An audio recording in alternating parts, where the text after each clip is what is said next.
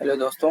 तो आज के क्लास में हम डिस्कशन करने वाले हैं क्लोनिंग वेक्टर के टाइप्स के ऊपर कि ये जो क्लोनिंग वेक्टर है वे कितने टाइप्स के होते हैं और एक एक करके हम प्रत्येक क्लोनिंग वेक्टर के टाइप्स को डिटेल से आज के क्लास में देखने वाले हैं। तो आज का क्लास आपके लिए बहुत ही इंपॉर्टेंट होने वाला है। तो आपसे रिक्वेस्ट है कि आज के क्लास को आप थोड़ा भी स्किप ना करें और अच्छे से पूरे क्लास को अटेंड करें।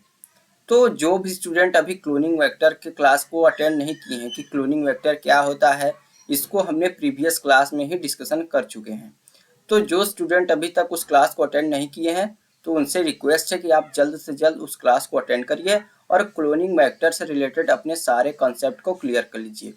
तो जो स्टूडेंट अभी क्लोनिंग वेक्टर क्लास को अटेंड नहीं किए हैं उनको मैं एक शॉर्ट सा डिफिनीशन बता दूं क्लोनिंग वेक्टर के ऊपर कि जो क्लोनिंग वेक्टर होते हैं वे डीएनए के मॉलिक्यूल होते हैं और इनका जो स्टेबिलिटी है वो स्टेबिलिटी पूरी तरीके से मेंटेन होती है ऑर्गेनिज्म के अंदर और ये कैरी की होती हैं फॉरेन जीन को फॉर क्लोनिंग पर्पस के लिए फॉरेन जीन को ये कैरी किए होते हैं। तो ये था क्लोनिंग वेक्टर क्या होते हैं। तो आज की क्लास का हमारा इंपॉर्टेंट टॉपिक है क्लोनिंग वेक्टर के टाइप्स। तो क्लोनिंग वेक्टर के टाइप्स में यहाँ पर आपके स्क्रीन पर विजुलाइज आप कर पा रहे होंगे 5 टाइप्स के क्लोनिंग वेक्टर को यहाँ पर हमने मेंशन किया है। तो उनमें से जो पहला क्लोनिंग वेक्टर है वह है प्लाज्मिड क्लोनिंग वेक्टर, दूसरा है बैक्टीरियोफेज क्लोनिंग वेक्टर, तीसरा है कॉस्मिड क्लोनिंग वेक्टर, चौथा है आर्टिफिशियल क्रोमोसोम वेक्टर और लास्ट पांचवा है एक्सप्रेशन वेक्टर। तो आइए अब हम एक एक करके हर एक क्लोनिंग वेक्टर के ऊपर डिटेल से जानेंगे। तो सबसे पहला है प्लाज्मिड क्लोनिंग वेक्टर। तो ये प्लाज्मिड क्लोनिंग वेक्टर होता क्या है, ये देखने पर किस प्रकार का दिखाई पड़ता है, इन सभी बातों पर हम डिटेल से जानेंगे। तो ये जो प्लाज्मिड वेक्टर है ये तो सबसे पहले आप जान लीजिए कि बैक्टीरिया के अंदर पाया जाता है या फिर हमको देखने को मिलता है। और ये जो प्लाज्मिड वेक्टर है ये सर्कुलर होता है डीएनए के डबल स्टैंडर्ड मॉलिक्यूल का यह सर्कुलर स्ट्रैंड है और each plasmid contain and origin of replication. तो जो प्लाज्मिड होते हैं प्रत्येक प्लाज्मिड ईच प्लाज्मिड कंटेन किए होते हैं origin of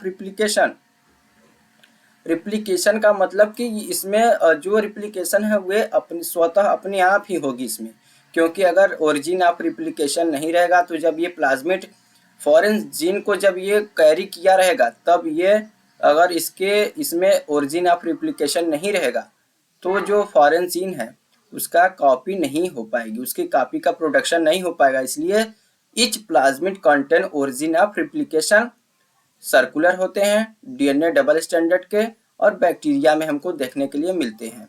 natural function is to confer antibiotic resistance की तरह भी ये बिहेव करते हैं और ये कैरी कर सकते हैं 0.01 केबी के डीएनए मॉलिक्यूल को। ये जो फॉरेन जीन को ये कैरी कर सकते हैं 0.01 केबी डीएनए मॉलिक्यूल को। तो यहाँ पर आप अपने स्क्रीन पर अच्छे से विजुलाइज कर पा रहे होंगे कि ये जो है ये एक बैक्टीरिया का ही प्लाज्मिड है। तो आई होप कि आपका प्लाज्मिड वेक्टर से रिलेटेड जो भी कॉन्सेप्ट है वे क्लियर हो चुके होंगे। तो अब हम चलते हैं जो क्लोनिंग वेक्टर है क्लोनिंग वेक्टर के दूसरे टाइप्स की ओर और दूसरा टाइप्स है बैक्टीरियोफेज क्लोनिंग वेक्टर। तो सबसे पहले आप बैक्टीरियोफेज के फिगर को विजुलाइज कर लीजिए तो आपको समझने में और आसानी होगी। तो जो virus which infect the bacteria are called phage. जो भी वायरस बैक्टीरिया को इन्फेक्ट करते हैं उसे ही हम बैक्टीरियोफेज बोलते हैं। जो वायरस बैक्टीरिया को इन्फेक्ट करते हैं उसे हम बैक्टीरियोफेज बोलते हैं। और जो इनका डीएनए मॉलिक्यूल होता है ये लीनियर होता है। ये बहुत ही इंपॉर्टेंट पॉइंट कि प्लाज्मिड में तो जो डीएनए डबल स्टैंडर्ड है वो सर्कुलर होगा, लेकिन जब हम बात करेंगे बैक्टीरियोफेज क्लोनिंग वेक्टर की तो उसमें जो डीएनए मॉलिक्यूल होते हैं वे लीनियर होते हैं और ये कैरी कर सकते हैं फॉरेन जीन का जो फ्रेगमेंट है उसको ये 10 to 20 केबी के मॉलिक्यूल को ये कैरी कर सकते हैं। तो इसमें जो कैरी करने की जो क्षमता है ये प्लाज्मिड क्लोनिंग वेक्टर के कंपेयर में ज़्यादा है, क्योंकि वे 0.01 केबी ही डीएनए के मॉलिक्यूल को कैरी कर पाता था, लेकिन ये 10 to 20 केबी डीएनए के फॉरेन जीन को यहाँ पर ये कैरी कर लेगा। तो आपने देखा बैक्टीरियोफेज क्लोनिंग वेक्टर क्या है। तो अब हम चलते हैं तीसरे क्लोनिंग वेक्टर की ओर, जो है कॉस्मिक क्लोनिंग वेक्टर।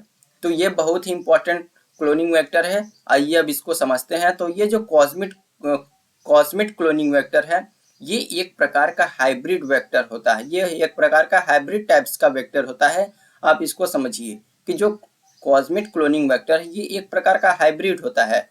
हाइब्रिड कैसे होता है, यहाँ पर अब देखिए कि जो लैम्डा फेज है, जो लेमडा फेज का जो कॉस साइट है, कॉस साइट का मतलब स्टिकी एंड। स्टिकी एंड हमको कहाँ पर देखने को मिलता है, जो हमने प्रीवियस क्लास में आपको बताया था, स्टिकी एंड हमें टर्मिनल एंड पर देखने को मिलता है। तो जो लेमडा फेज का कॉस साइट है और प्लाज्मिड जो कि बैक्टीरिया से हमें प्राप्त होता है, इसके कॉम्बिनेशन से हमें कॉस्मिक क्लोनिंग वेक्टर प्राप्त होता है। इसीलिए इसे हाइब्रिड टाइप्स का क्लोनिंग वेक्टर के नाम से जानते हैं। तो hybrid gene cloning vector work like plasmid inside bacteria.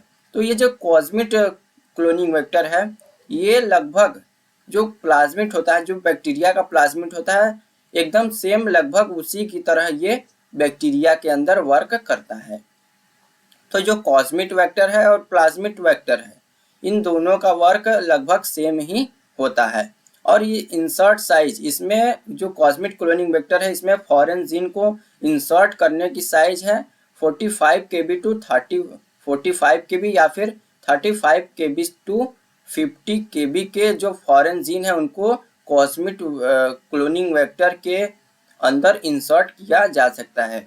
तो इसका जो इंसर्ट करने की साइज है फॉरेन जीन की, ये बैक्टीरियोफेज के कंपेयर में और प्लाज्मिड वेक्टर के कंपेयर में, दोनों के कंपेयर में सबसे ज़्यादा होता है। कॉस्मिक वेक्टर क्लोनिंग वेक्टर में इंसर्ट करने की, फॉरेन डीएनए की इंसर्ट करने की साइज। तो इसके एग्जाम्पल को आप कुछ देख लीजिए।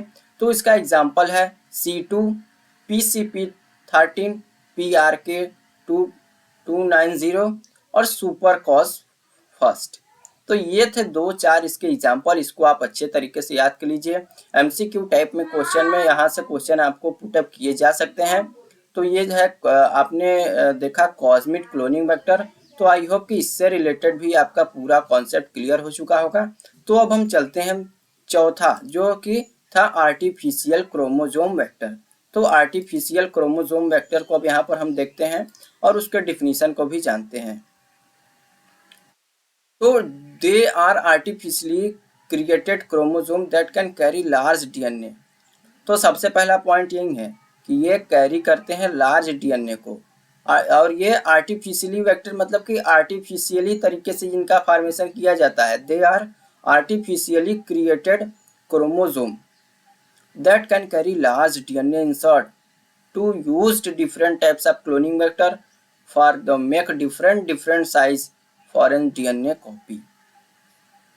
तो जो आर्टिफिशियली वेक्टर है, इसको आर्टिफिशियली तरीके से इसका फॉर्मेशन करते हैं। और ये जो डीएनए फॉरेन जीन है, इसके डिफरेंट साइज को कैरी करने की इसमें क्षमता होती है। और ये क्या करते हैं कि डिफरेंट साइज के फॉरेन डीएनए की कॉपी का भी प्रोडक्शन करते हैं। तो इनमें जो फॉरेन जीन को इंसर्ट करने का साइज है, जब ये बैक्टीरियल आर्टिफिशियल क्रोमोजोम से जब ये आर्टिफिशियल क्रोमोजोम बने रहेंगे, तब वे क्या करेंगे कि 50 टू 300 kb के फॉरेन जीन को कैरी करेंगे। लेकिन जब ये ईस्ट आर्टिफिशियल क्रोमोजोम से इनका प्रोडक्शन हुआ रहेगा आर्टिफिशियल वेक्टर का, तब ये क्या करेंगे कि 500 टू 3000 kb फॉरेन जीन के डीएनए मॉलिक्यूल को कैरी कर सकते हैं। तो यहाँ पर देखिए आर्टिफिशियल वेक्टर बहुत ही इंपॉर्टेंट है। क्यों इम्पॉर्टेंट है? क्योंकि ये डिफरेंट